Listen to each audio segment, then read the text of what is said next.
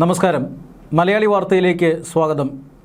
രാജ്യത്ത് പാചകവാതകത്തിൻ്റെ ഉപയോഗം കഴിഞ്ഞ 10 വർഷം കൊണ്ട് വളരെയധികം വർദ്ധിച്ചിട്ടുണ്ട്. നമ്മുടെ രാജ്യം ഉപയോഗിക്കുന്ന പാചകവാതകത്തിൻ്റെ ഭൂരിഭാഗവും ഇറക്കുമതി ചെയ്യുന്നവയാണ്. തീരദേശങ്ങളിലുള്ള അല്ലെങ്കിൽ ഈ തുറമുഖങ്ങളിൽ സ്ഥാപിച്ചിട്ടുള്ള ടെർമിനലുകൾ, ആ ടെർമിനലുകളിലേക്കാണ് പാചകവാതകം ആദ്യം എത്തുക, കപ്പലുകളിലെത്തുക. അവിടെ നിന്നും ഓരോ വീടുകളിലേക്കും വ്യവസായ സ്ഥാപനങ്ങളിലേക്കുമൊക്കെ ഇത്തരത്തിൽ പാചകവാതകം എത്തേണ്ടതുണ്ട്. അതിനായി രാജ്യം പ്രധാനമായും ആശ്രയിക്കുന്നത് റോഡ് മാർഗമുള്ള ഗതാഗതമാണ്. ടാങ്കർ ലോറികളിലാണ് ഈ പാചകവാതകം എത്തേണ്ടിടത്ത് എത്തിക്കുന്നത്. എന്നാൽ ഇത് ബോട്ടിലിംഗ് പോയിന്റുകളിലടക്കം എത്തിക്കാൻ ഇന്ത്യക്ക് സ്വന്തമായൊരു പൈപ്പ് ലൈൻ ശൃംഖലയുമുണ്ട്. ഏതാണ്ട് 700 കിലോമീറ്ററോളം നീളുന്ന പൈപ്പ് ലൈൻ ശൃംഖലയാണ് രാജ്യത്ത് നിലവിലുള്ളത്. ഈ പൈപ്പ് ലൈൻ ശൃംഖല ഏതാണ്ട് 9500 കിലോമീറ്ററായി വർദ്ധിപ്പിക്കുന്ന തരത്തിലുള്ള 1800 കിലോമീറ്റർ ആകെ നീളം വരുന്ന 3 പദ്ധതികൾക്ക് അംഗീകാരം നൽകിയിരിക്കുകയാണ് രാജ്യം. പാചകവാതക വിതരണ ശൃംഖലയുമായി ബന്ധപ്പെട്ട് രാജ്യത്തിൻ്റെ വലിയ കുതിപ്പായിരിക്കും ഈ പദ്ധതി എന്ന കാര്യത്തിൽ തർക്കമൊന്നുമില്ല. ഒറ്റയടിക്ക് രാജ്യത്തിന് ലഭിക്കാൻ പോകുന്നത് 1800 കിലോമീറ്റർ ദൈർഘ്യമുള്ള പാചകവാതക പൈപ്പ് ലൈനാണ്. തെലങ്കാന, മഹാരാഷ്ട്ര, ഉത്തർപ്രദേശ്, ഉത്തരാഖണ്ഡ്, കർണാടക, ഗോവ തുടങ്ങിയ സംസ്ഥാനങ്ങളെ ബന്ധിപ്പിക്കുന്നതാണ് ഈ 1800 കിലോമീറ്റർ നീളം വരുന്ന 3 പാചകവാതക പൈപ്പ് ലൈൻ പദ്ധതികൾ. ഈ പദ്ധതികൾ യാഥാർത്ഥ്യമാകുന്നതോടുകൂടി 7700 കിലോമീറ്ററിൽ നിന്നും രാജ്യത്തിൻ്റെ LPG വിതരണ പൈപ്പ് ലൈനിൻ്റെ നീളം 9500 കിലോമീറ്ററായി വർദ്ധിക്കുകയാണ്. അതായത് 23.5% വർധനവ് ഇതിൽ വരുന്നു എന്നുള്ളതാണ്. വമ്പൻ അടിസ്ഥാന സൗകര്യ വികസന പദ്ധതിയാണ് പ്രഖ്യാപിക്കപ്പെട്ടിരിക്കുന്നത്. ആകെ നിക്ഷേപം 7000 കോടിയുടേതാണ്.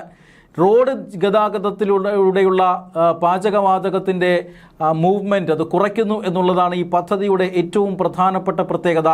നേരത്തെ സൂചിപ്പിച്ചതുപോലെ പാചകവാതക വിതരണം അല്ലെങ്കിൽ ബോട്ടിലിംഗ് പ്ലാന്റുകളിലേക്കും മറ്റും ടാങ്കറുകളിലാണ് ഇത്തരത്തിൽ നീക്കിക്കൊണ്ടിരുന്നത്, രാജ്യത്തിൻ്റെ പല ഭാഗങ്ങളിലേക്കായി എത്തിച്ചുകൊണ്ടിരുന്നത്.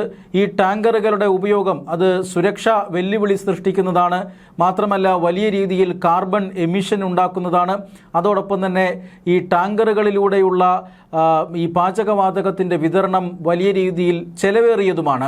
ചെലവ് കുറയ്ക്കുക, ഈ പറയുന്ന ടാങ്കർ ലോറികളിലുള്ള ഗതാഗതം അത് കുറയ്ക്കുക, സുരക്ഷ വർദ്ധിപ്പിക്കുക, മാത്രമല്ല ലഭ്യത വർദ്ധിപ്പിക്കുക, സ്റ്റോറേജ് കൂട്ടുക, ഇങ്ങനെയുള്ള ചില ലക്ഷ്യങ്ങളാണ് ഈ പദ്ധതികൾ കൊണ്ട് ഉദ്ദേശിക്കുന്നത്. പാചകവാതകത്തിൻ്റെ സ്റ്റോറേജ് അല്ലെങ്കിൽ സംഭരണം എന്ന് പറയുന്നത് വലിയ വെല്ലുവിളിയുള്ള ഒരു കാര്യമാണ്. നമുക്കറിയാം, രാജ്യത്ത് പാചകവാതകം സംഭരിക്കുന്നതിന് വളരെ പരിമിതമായ സൗകര്യങ്ങളേ ഉള്ളൂ. അത് സംഭരിച്ചു വയ്ക്കുക എന്നത് വളരെയധികം വെല്ലുവിളി നിറഞ്ഞ ഒരു കാര്യം കൂടിയാണ്. ഈ അടുത്ത കാലത്ത് പശ്ചിമേഷ്യൻ സംഘർഷമുണ്ടായപ്പോൾ ഹോർമൂസ് കടലിടുക്ക് വഴിയുള്ള ഗതാഗതം പ്രതിസന്ധിയിലായിരുന്നു. ഇപ്പോഴും ആ ഹോർമൂസ് കടലിടുക്ക് വഴിയുള്ള ഗതാഗതം പ്രതിസന്ധിയിൽ തന്നെയാണ്. ആ സമയത്ത് രാജ്യത്ത് വളരെ വലിയ ഒരു സ്റ്റോറേജ്, ഈ LPGയുടെ സ്റ്റോറേജ് വളരെ പ്രധാനപ്പെട്ടതായിരുന്നു. എന്നാൽ രാജ്യത്ത് ഈ ക്രൂഡ് ഓയിൽ സംഭരിക്കുന്നത് പോലെ അത്ര വലിയ നിക്ഷേപ സൗകര്യങ്ങൾ LPGയെ സംബന്ധിച്ചിടത്തോളം ഇല്ല.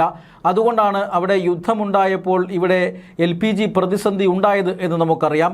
ഗ്യാസ് പൈപ്പ് ലൈനുകളുടെ എണ്ണം അല്ലെങ്കിൽ ദൂരം അത് വർദ്ധിപ്പിക്കുന്നത് സംഭരണശേഷി വർദ്ധിപ്പിക്കുന്നു എന്നുള്ളതാണ് ഏറ്റവും പ്രധാനപ്പെട്ട പ്രയോജനം. ഇങ്ങനെ ചെലവ് കുറയ്ക്കുക, ഈ റോഡ് ഗതാഗതത്തെ ആശ്രയിക്കുന്നത് കുറയ്ക്കുക, സുരക്ഷ വർദ്ധിപ്പിക്കുക, സ്റ്റോറേജ് സൗകര്യം വർദ്ധിപ്പിക്കുക. ഇങ്ങനെ മികച്ച സ്റ്റോറേജ് ഉണ്ടായാൽ തീർച്ചയായും ഏത് പ്രതിസന്ധിയിലും രാജ്യത്തിൻ്റെ ഏത് ഭാഗത്തും ഈ LPG ലഭ്യത അത് ഉറപ്പുവരുത്താൻ സാധിക്കുന്നു എന്നുള്ളതാണ്. ഇങ്ങനെ ഒട്ടനവധി പ്രയോജനങ്ങളുള്ള പദ്ധതിയാണ് ഇപ്പോൾ പ്രഖ്യാപിച്ചിരിക്കുന്നത്. Petroleum and natural gas regulatory ബോർഡാണ് ഇപ്പോൾ ഈ ഒരു പദ്ധതിക്ക്, വമ്പൻ പദ്ധതിക്ക്, 1800 കിലോമീറ്റർ നീളം വരുന്ന ഗ്യാസ് പൈപ്പ് ലൈൻ പദ്ധതി, 7000 കോടി രൂപയുടെ നിക്ഷേപമുള്ള ഗ്യാസ് പൈപ്പ് ലൈൻ പദ്ധതിക്ക് ഇപ്പോൾ അനുമതി നൽകിയിരിക്കുന്നത്.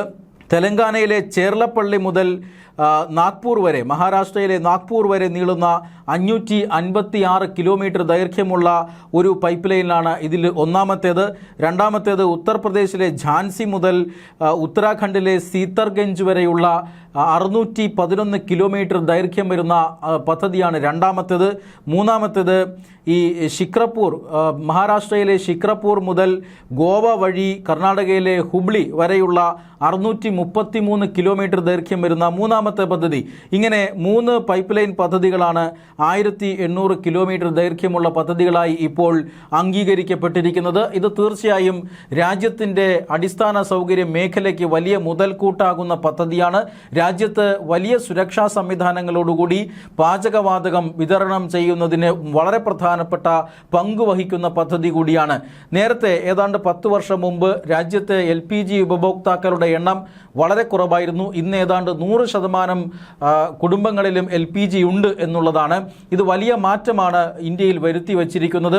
മാത്രമല്ല, ഈ ഗ്യാസ് ഉപയോഗിച്ച് പാചകം ചെയ്യുന്നവരുടെ എണ്ണം ഏതാണ്ട് 100% മാറിയിരിക്കുന്നു. ഇതനുസരിച്ച് സപ്ലൈ ഉറപ്പുവരുത്തേണ്ടത് വളരെ പ്രധാനപ്പെട്ട ഒരു കാര്യമാണ്. അത്തരം കാര്യങ്ങൾ, അത്തരം അടിസ്ഥാന സൗകര്യ മേഖലകളൊക്കെ വികസിച്ചു വരുന്നതേയുള്ളൂ. ആ സമയത്താണ് ഈ ഗൾഫ് യുദ്ധം ഉണ്ടാകുന്നതും ഹോർമൂസ് കടലിടുക്കിൽ വലിയ പ്രതിസന്ധി ഉണ്ടാകുന്നതും. ഇതാണ് ഇന്ത്യയിലെ ആദ്യ ദിവസങ്ങളിലുണ്ടായ ഗ്യാസ് ഷോർട്ടേജിന് കാരണം. ഇതുമായി ബന്ധപ്പെട്ട് ഹോട്ടലുകളിലും മറ്റുമൊക്കെ വലിയ രീതിയിൽ ഗ്യാസിൻ്റെ പ്രതിസന്ധി ഉണ്ടായിരുന്നു. എന്നാൽ ഇപ്പോൾ പാചകവാതകത്തിൻ്റെ പ്രതിസന്ധിയെല്ലാം അകന്നിരിക്കുന്നു എന്നുള്ളതാണ് ഏറ്റവും പ്രധാനപ്പെട്ട കാര്യം. രാജ്യം ആ ഒരു കഴിവ് നേടിയിരിക്കുന്നു എന്നുള്ളതാണ്. യുദ്ധ സാഹചര്യത്തിൽ മാറ്റമൊന്നുമില്ല. ഇപ്പോഴും ഹോർമൂസ് കടലിടുക്ക് അടഞ്ഞു തന്നെ കിടക്കുകയാണ്. അതുവഴി കടന്നു വരുന്ന കപ്പലുകൾ ആക്രമിക്കപ്പെടുന്നു. ഈ സാഹചര്യത്തിന് യാതൊരു മാറ്റവും ഉണ്ടായിട്ടില്ല. പക്ഷേ എങ്കിലും വളരെ പ്രധാനപ്പെട്ട കാര്യം എന്നത് രാജ്യത്ത് പാചകവാതക ക്ഷാമം പരിഹരിക്കപ്പെട്ടിരിക്കുന്നു. രാജ്യം അതിന് ചില ബദൽ മാർഗങ്ങൾ വളരെ പെട്ടെന്ന് തന്നെ കണ്ടിരിക്കുന്നു എന്നുള്ളതാണ്. ഇതിൽ ഏറ്റവും മറ്റൊരു പ്രധാനപ്പെട്ട കരുതലാണ് ഈ LPG പൈപ്പ് ലൈൻ ശൃംഖലയുടെ എണ്ണം അല്ലെങ്കിൽ ദൈർഘ്യം വർദ്ധിപ്പിക്കുക എന്നുള്ളത്. ആ രീതിയിലേക്ക് കേന്ദ്ര സർക്കാർ നീക്കങ്ങൾ നടത്തുന്നു എന്നതിൻ്റെ സൂചനയാണ് ഈ 1800 കിലോമീറ്റർ ദൈർഘ്യം വരുന്ന പുതിയ 3 പൈപ്പ് ലൈനുകൾ അംഗീകരിക്കപ്പെട്ടിരിക്കുന്നതിലൂടെ.